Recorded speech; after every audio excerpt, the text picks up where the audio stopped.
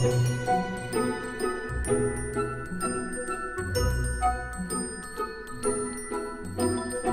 romance and everything that is in the film is very, very strong, and it's a good, fun sort of storyline. It's quite heartfelt. I think it's quite sweet.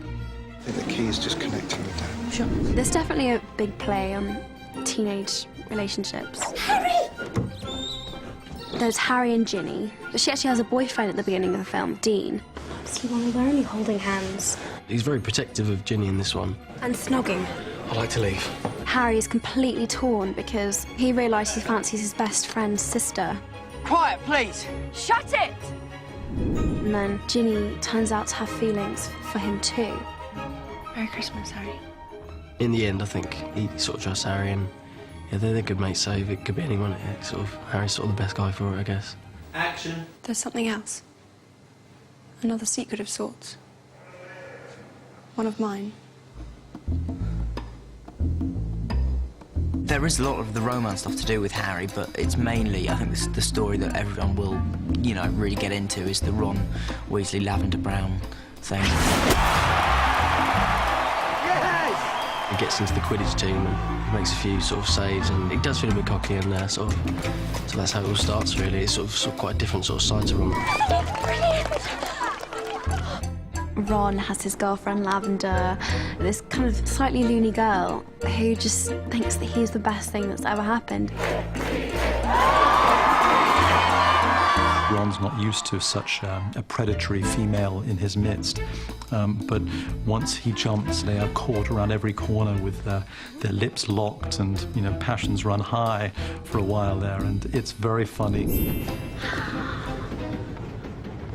He doesn't really know what he's doing, really, because we sort of assume it's his first sort of relationship. That's my one.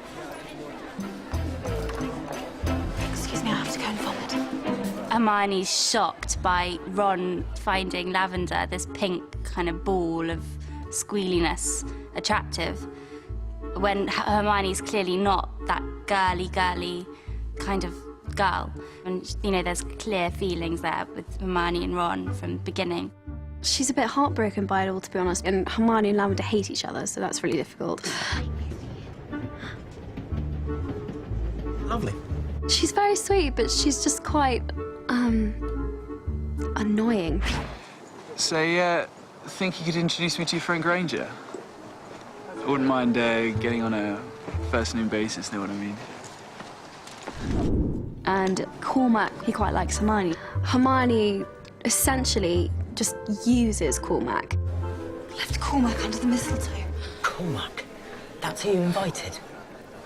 I thought it would annoy Ron the most. It's becoming more and more obvious that Ron and Hermione both have feelings for each other, which they're not really willing to admit, except they kind of do this time.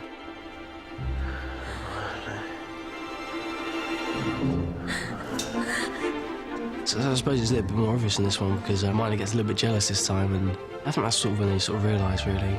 And obviously it sort of sets out for the the next one. Oh, to be young and to feel love's keen sting. It's much more just kind of like the trials and tribulations of love. These girls, they're gonna kill me.